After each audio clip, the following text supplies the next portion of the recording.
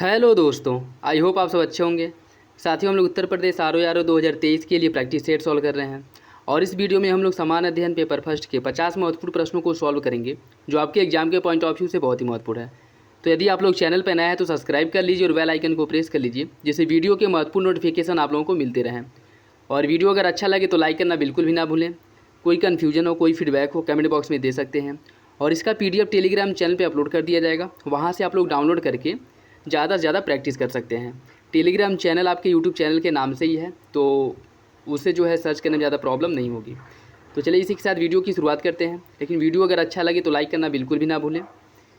Question number first देखिए, बुद्ध के जीवन की किस घटना को महाभिनिष्क्रमण कहा गया है? जन्म, ज्ञान प्राप्ति, पहला उपदेश या गृह त्याग? इसका सही आंसर क्या होगा? इसका सही आंसर हो जाएगा ऑप्शन डी।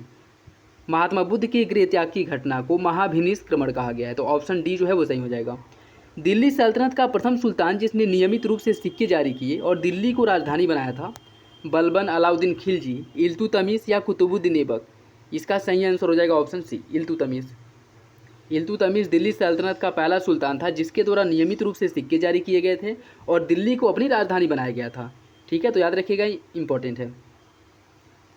निम्नलिखित में से कौन भारत में चिश्ती संप्रदाय का प्रथम सूफी संत था? कुतुबुद्दीन बख्तियार काकी, ख्वाजा मोइनुद्दीन चिश्ती, शेख सलीम चिश्ती या फिर निजामुद्दीन औलिया? इसका जो सही आंसर वो हो जाएगा ऑप्शन बी, ख्वाजा मोइनुद्दीन चिश्ती भारत में चिश्ती संप्रदाय के पहले सूफी संत थे। ऑप्शन बी जो है वो सही है, यह भारत में पहले चिश्ती संप्रदाय के सूफी संत थे। महाबलीपुरम में रथ मंदिर का निर्माण किस वंश के शासकों द्वारा करवाया गया था? पल्लव वंश के शासक, वाकाटक वंश, चोल वंश या चालुक्य वंश? इसका जो सही आंसर वो हो जाएगा ऑप्शन ए। महाबलीपुरम में जो रथ मंदिर का निर्माण किया गया है वो पल्लव वंश के शासकों के संरक्षण में इसका निर्माण करवाया गया था। ऑप्शन ए जो है वो सही है। नेक्स्ट देखिए, इसमें सूची फर्स्ट को सूची सेकेंड से सुमिलित करना है। ब्रह्मगुप्त, ब्रह्मगुप्त की रचना क्या है? ब्रह्मगुप्त जो है वह गणित से संबंधित विद्वान थे। चरक चिकित्सा से संबंधित है। विशाख दत्त जो है, विशाख दत्त का संबंध था नाटक से। और बाराहमिहिर यह खगोल वैज्ञानिक थे। तो इसका जो सही आंसर, ब्रह्मगुप्त गणितज्ञ थे, चरक चिकित्सक थे, विशाख दत्त नाटककार और बाराहमिहिर यह खगोल विज्ञान के बहुत बड़े विद्वान थे। तो इसका जो सही आंसर वो हो जाएगा ऑप्शन बी, 2, 1, 3, 4। विजयनगर राजवंश की राजधानी हम्पी किस नदी के किनारे स्थित थी? कृष्णा, तुंगभद्रा, कावेरी या फिर गोदावरी? इसका सही आंसर हो जाएगा ऑप्शन बी। विजयनगर राज्य की जो राजधानी हम्पी थी वह आपके तुंगभद्रा नदी के तट पर स्थित थी। ऑप्शन बी जो है वो सही है। किस मौर्य शासक को अमित्रघात और सिंहसेन के नाम से जाना जाता है? चंद्रगुप्त मौर्य, अशोक, बिंदुसार या फिर बृहदत्त? इसका सही आंसर ऑप्शन सी, बिंदुसार। यह मौर्य वंश का शासक जिसे अमित्रघात और सिंहसेन के नाम से जाना जाता था। ठीक है, चंद्रगुप्त मौर्य इसे अमित्रोचेटस, ठीक है, चंद्रगुप्त मौर्य को अमित्रोचेटस के नाम से जाना जाता था। ठीक है, नेक्स्ट देखिए, मौर्य काल में सुवर्णगिरी किसकी राजधानी थी? अवंती, कलिंग, दक्षिणापथ या कौशाम्बी? इसका सही आंसर क्या होगा? इसका जो सही आंसर हो जाएगा ऑप्शन सी, मौर्य काल में जो सुवर्णगिरी थी वह दक्षिणापथ की राजधानी थी।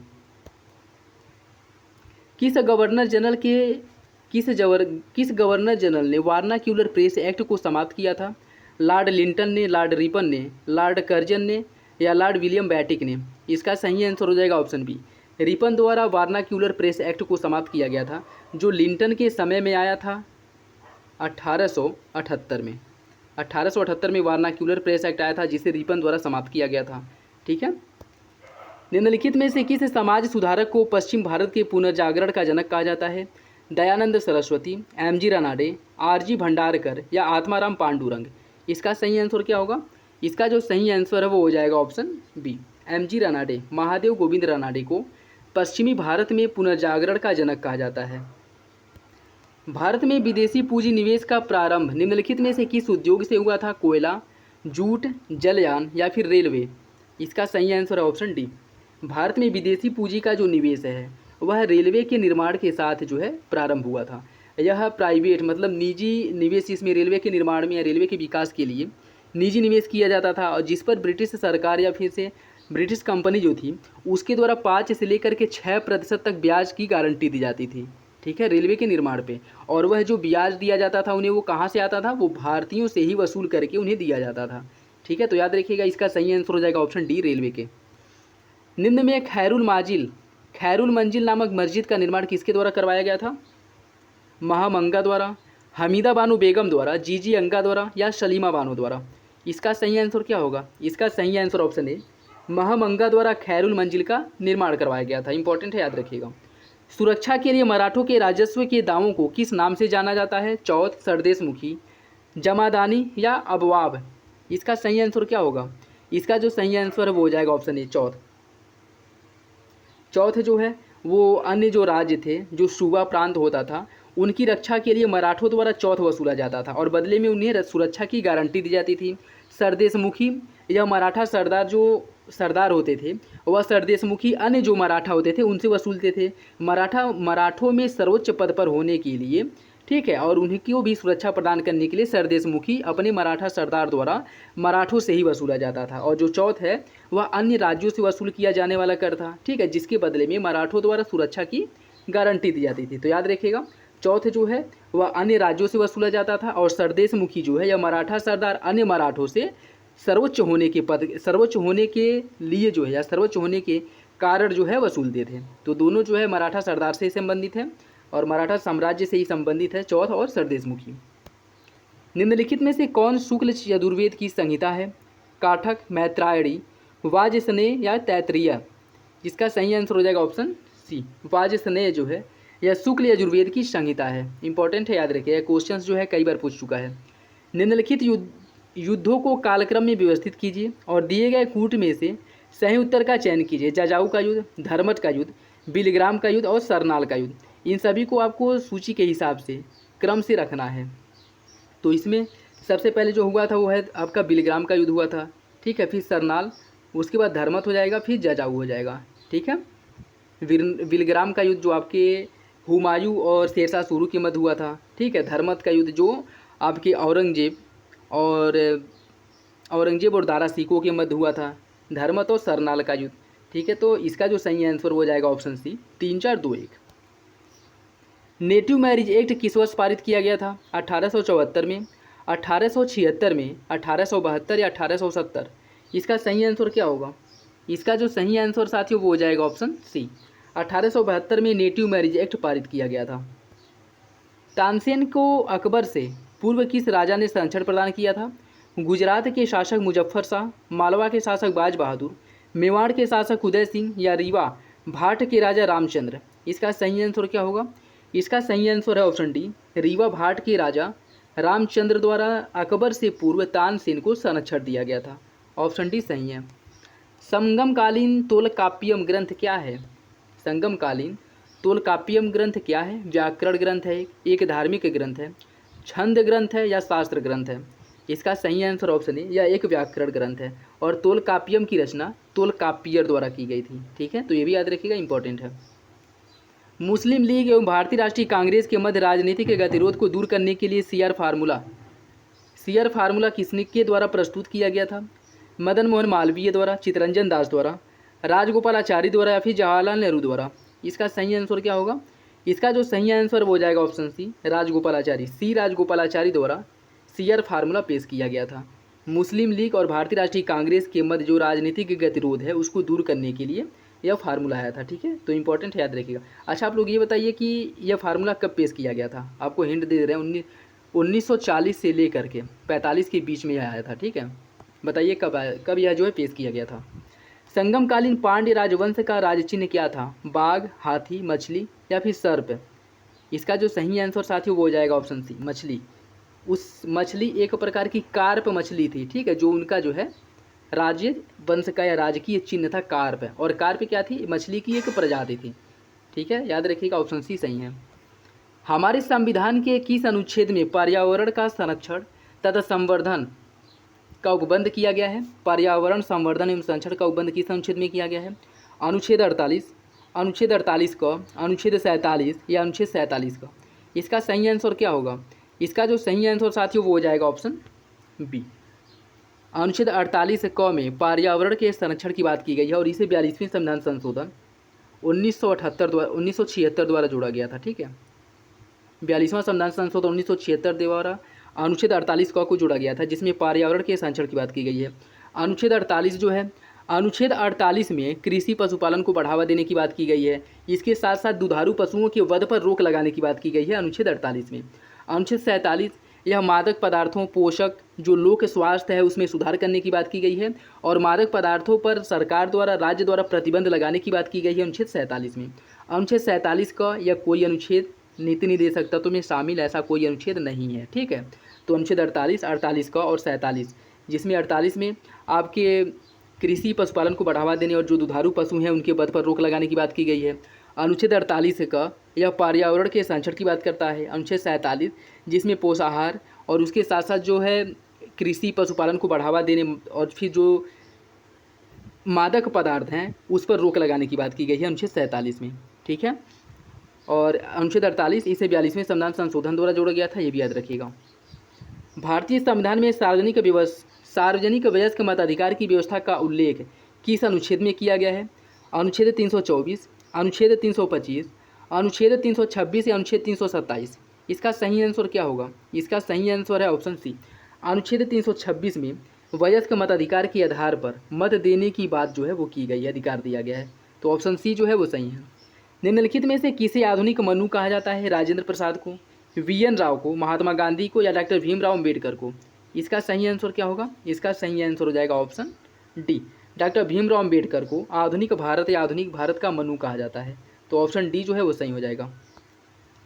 वह सरकार सबसे अच्छी है जो सबसे कम शासन करती है, यह कथन किसका है? बहुलवाद का, समाजवाद का, आदर्शवाद का या फिर व्यक्तिवाद का? इसका सही आंसर है ऑप्शन डी। यह व्यक्तिवाद का सिद्धांत है, जिसमें यह कहा गया है कि वह सरकार सबसे अच्छी है जो सबसे कम समय तक शासन करती है।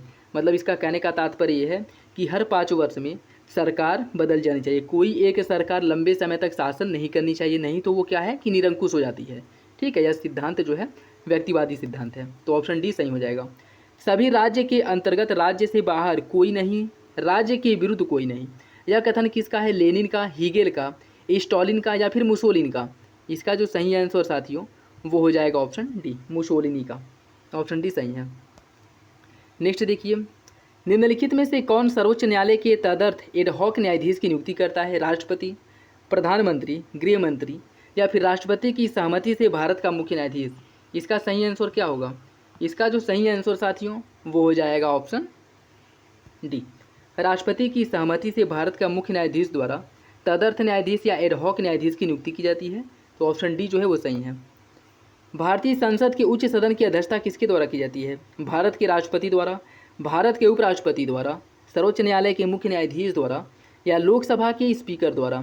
इसका जो सही आंसर है वो हो जाएगा ऑप्शन बी, भारत के उपराष्ट्रपति द्वारा। भारत का उपराष्ट्रपति उच्च सदन अर्थात राज्यसभा का पदेन सभापति होता है, ठीक है, पदेन सभापति होता है, जिसका तात्पर्य यह है कि जो भी व्यक्ति उपराष्ट्रपति के पद पर निर्वाचित होगा वह स्वतः ही राज्यसभा का सभापति भी बन जाएगा, ठीक है। तो इसका सही आंसर हो जाएगा ऑप्शन बी, उपराष्ट्रपति। निम्नलिखित में से किस संशोधन के द्वारा भारतीय संविधान में मौलिक कर्तव्यों को शामिल किया गया था? 40वें संविधान संशोधन द्वारा, 42वें संविधान संशोधन द्वारा, 43वां या फिर 44वां? इसका सही आंसर है साथियों ऑप्शन बी, 42वें संविधान संशोधन द्वारा भारतीय संविधान में मौलिक कर्तव्यों को जोड़ा गया था। अनुच्छेद 51 ए के तहत टोटल स्टार्टिंग में 10 मौलिक कर्तव्य जोड़े गए थे, बाद में एक और मौलिक कर्तव्य जोड़ा गया था, ठीक है। तो वर्तमान समय में टोटल 11 मौलिक कर्तव्य हैं, जिसे 42वें संविधान संशोधन द्वारा जोड़ा गया था। यदि किसी मंत्री के विरुद्ध अविश्वास प्रस्ताव पास हो जाता है तो उसे त्यागपत्र देना पड़ता है, पूरी मंत्रिपरिषद को त्यागपत्र देना पड़ता है, केवल मंत्री और प्रधानमंत्री को त्यागपत्र देना पड़ता है, या लोकसभा को भंग कर दिया जाता है? इसका सही आंसर क्या होगा? इसका जो सही आंसर हो जाएगा ऑप्शन बी, पूरी मंत्रिपरिषद को त्यागपत्र देना पड़ता है, जिसका तात्पर्य यह है कि पूरी मंत्रिपरिषद लोकसभा में अपना विश्वास मत हार चुकी है, जिसके बाद जो है जो भी पूरी मंत्रिपरिषद होती है उसे त्यागपत्र देना पड़ता है। तो ऑप्शन बी जो है वो सही है।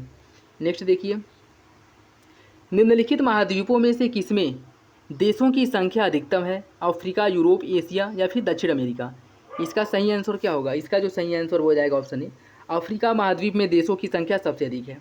विश्व की सबसे ऊंची चोटियां किस प्रकार के पर्वतों में पाई जाती हैं? प्राचीन मोरदार पर्वत, नवीन मोरदार पर्वत, अवशिष्ट पर्वत या ब्लॉक पर्वत? इसका सही आंसर है ऑप्शन बी, नवीन मुर्दार पर्वत। जैसे वर्तमान में अगर देखा जाए तो हिमालय जो है ये भी नवीन मुर्दार पर्वत का ही प्रकार है, जिसमें निरंतर उत्थान जारी है। ठीक है, निरंतर उत्थान जारी है। और विश्व के जो सबसे ऊंचे पर्वत हैं वे सभी नवीन मुर्दार पर्वत के ही उदाहरण हैं। तो याद रखिएगा, इंपॉर्टेंट है। जैसे आपका हिमालय पर्वत हो गया, एंडीज हो गया, राकी हो गया, ठीक है, एटलस हो गया, आल्प्स हो गया, ये सभी जो है नवीन मुर्दार पर्वत के उदाहरण हैं। तो ऑप्शन बी जो है वो सही है। संयुक्त राज्य अमेरिका के दक्षिण कैलिफोर्निया में स्थित मृतक घाटी डेथ वैली निम्नलिखित में से किसका उदाहरण है? अपनतीय घाटी का, अविनतीय घाटी का, पूर्ववर्ती घाटी का या रिफ्ट घाटी का? इसका सही आंसर क्या होगा?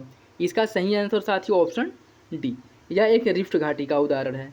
जो संयुक्त राज्य अमेरिका की कैलिफोर्निया में मृतक घाटी या डेथ वैली है, यह रिफ्ट घाटी का उदाहरण है। ऑप्शन डी सही है।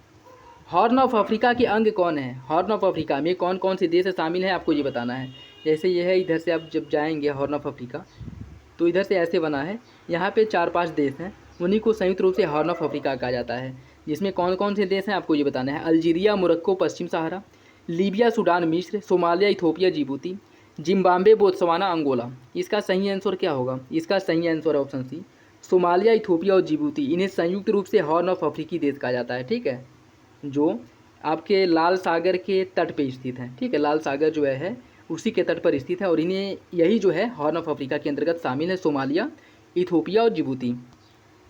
दक्षिण पूर्व एशिया में निम्नलिखित स्थल अवरुद्ध देश हैं? कंबोडिया, लाओस, मलेशिया या फिर थाईलैंड? दक्षिण पूर्व एशिया का कौन सा देश है जो स्थल अवरुद्ध देश है? इसका सही आंसर हो जाएगा ऑप्शन बी, लाओस एक स्थल अवरुद्ध देश है जो दक्षिण पूर्व एशिया में स्थित है। निम्नलिखित युग्मों में से कौन सा एक सही सुमेलित नहीं है? Slovenia, Bratislava, Seychelles, Victoria, Sierra Leone, Freetown, Uzbekistan, Tashkent. आपको बताना है कौन सा विकल्प गलत है। इसका सही आंसर हो जाएगा ऑप्शन ए, स्लोवेनिया, ब्रातिस्लावा, यह गलत है, जबकि अन्य तीनों विकल्प सही सुमेलित हैं। टर्की किसके मध्य में स्थित है? काला सागर और कैस्पियन सागर के, काला सागर और भूमध्य सागर के, स्वेज की खाड़ी और भूमध्य सागर, या फिर अकाबा की खाड़ी और मृत सागर? इसका सही आंसर क्या होगा? इसका जो सही आंसर साथियों वो हो जाएगा ऑप्शन बी, टर्की काला सागर और भूमध्य सागर के मध्य में स्थित है। ऑप्शन बी सही है। नेक्स्ट देखिए, जिस महासागर से सारगैसो संबंधित है वो कौन सा है? आपको ये बताना है कि किस महासागर में सारगैसो सागर स्थित है। उत्तरी प्रशांत महासागर, उत्तरी अटलांटिक महासागर, दक्षिणी प्रशांत महासागर या दक्षिणी अटलांटिक महासागर? इसका जो सही आंसर हो जाएगा ऑप्शन बी, सारगैसो सागर उत्तरी अटलांटिक महासागर स्थित है। निम्नलिखित में से कौन एक सुमेलित नहीं है? खार्तूम नील नदी, न्यूयॉर्क हडसन नदी, बर्लिन सिप्री, सिडनी सेन। आपको बताना है, यह कुछ शहर दिए गए हैं और नदी दिया गया है। तो कौन? खार्तूम नील नदी के तट पर स्थित है, न्यूयॉर्क हडसन नदी के तट पे, बर्लिन स्प्री नदी के तट पे और सिडनी सेन नदी के तट पे।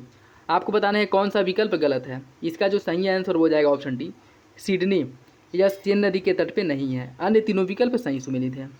विश्व का सबसे बड़ा द्वीप कौन सा है? बोर्नियो, ग्रीनलैंड, मेडागास्कर या न्यू गिनी? इसका सही आंसर क्या होगा? इसका जो सही आंसर हो जाएगा ऑप्शन बी, विश्व का सबसे बड़ा द्वीप है ग्रीनलैंड। ऑप्शन बी सही है। निम्नलिखित में से कौन सी विश्व की दूसरी सबसे गहरी लंबी झील है? टंगानिका झील, बैकाल झील, सुपीरियर झील या ग्रेट बियर? इसका सही आंसर क्या होगा? इसका सही आंसर साथियों ऑप्शन ए, टंगानिका झील। संयुक्त राज्य अमेरिका की वृहद झीलों का पूर्व से पश्चिम की ओर सही क्रम क्या है? Huron, Michigan, Ontario, superior Ontario, eerie, Michigan, Huron, Ontario, eerie, Huron, Michigan, superior, या फिर ईरी, ह्यूरॉन, मिशिगन, ओंटेरियो और सुपीरियर? इसका सही आंसर क्या है? इसका क्रम कई बार पूछ लेता है लगाने के लिए, तो याद रखिएगा, इंपॉर्टेंट है। इसका सही आंसर हो जाएगा ऑप्शन सी। इसका जो आपका पूर्व से पश्चिम क्रम है, सबसे पहले आ जाएगा ओंटेरियो, फिर ईरी, ह्यूरॉन, मिशिगन और सुपीरियर। ठीक है, तो याद रखिएगा, इंपॉर्टेंट है। और ये सभी नदियाँ मिल करके अमेरिका और कनाडा के मध्य प्राकृतिक सीमा का निर्धारण करती हैं, प्राकृतिक सीमा का निर्माण करती हैं। मलक्का जल संयोजक में आने जाने की सुविधा है हिंद महासागर से चीन सागर तक, लाल सागर से भूमध्य सागर तक, अटलांटिक महासागर से प्रशांत महासागर तक, या भूमध्य सागर से काला सागर तक? आपको बताना है इसका सही आंसर क्या होगा। इसका जो सही आंसर हो जाएगा ऑप्शन ए, हिंद महासागर से चीन सागर। मलक्का जल संधि जो है हिंद महासागर को चीन सागर से जोड़ती है, तो ऑप्शन ए जो है वो सही है। निम्नलिखित जलड मरुमध्यों में से किसकी एक में से निकाली गई सुरंग यूनाइटेड किंगडम ऑफ फ्रांस को जोड़ती है? डेविस जलद मरम्मत, डेनमार्क जलद मरम्मत, डोवर जलद मरम्मत या जिब्राल्टर जलद मरम्मत? आपको बताना है कौन सा विकल्प सही है। इसका सही आंसर हो जाएगा ऑप्शन सी, डोवर जलद मरम्मत या डोवर जल संधि जो है यह यूनाइटेड किंगडम ब्रिटेन और फ्रांस को जोड़ती है। इसमें से एक सुरंग निकाली गई है जो ब्रिटेन और फ्रांस को एक दूसरे से जोड़ती है, डोवर जल संधि। ऑप्शन सी सही है। नेक्स्ट देखिए, और आज का last question, great barrier reef है ऑस्ट्रेलिया के निकट एक प्रवाल भित्ति, राजस्थान में एक जल विभाजक, चीन की दीवार या रॉकीज पर्वत की एक श्रृंखला? इसका जो सही आंसर साथियों वो हो जाएगा ऑप्शन ए, ऑस्ट्रेलिया के निकट एक प्रवाल भित्ति है। और यह कहाँ पे है? ऑस्ट्रेलिया के पूर्व, ऑस्ट्रेलिया के उत्तर और पूर्व में स्थित एक प्रवाल द्वीप है, ठीक है, जो ऑस्ट्रेलिया के इस वाले क्षेत्र में स्थित है, ठीक है। तो याद रखिएगा, इंपॉर्टेंट है, ऑप्शन ए सही हो जाएगा। तो ये थे आज के कुछ लास्ट इंपॉर्टेंट महत्वपूर्ण क्वेश्चंस जो आपके एग्जाम के पॉइंट ऑफ व्यू से बहुत ही महत्वपूर्ण है। तो यदि एक वीडियो अगर अच्छा लगे तो लाइक करना बिल्कुल भी ना भूलें। अगर वीडियो पसंद ना आए हो तो डिसलाइक करें, लेकिन डिसलाइक करने का वजह ज़रूर बताएं जिससे हम और इसमें सुधार कर सकें, और जो नए मटेरियल हैं या फिर से और क्या इसमें एफर्ट लगाया जा सकता है वो किया जाए। कोई सजेशन हो तो कमेंट बॉक्स में दे सकते हैं। और इसका PDF टेलीग्राम चैनल पे अपलोड कर दिया जाएगा, वहाँ से डाउनलोड करके आप लोग ज़्यादा से ज़्यादा प्रैक्टिस कर सकते हैं। तो चलिए मिलते हैं अगले वीडियो में, तब तक के लिए धन्यवाद। जय हिंद।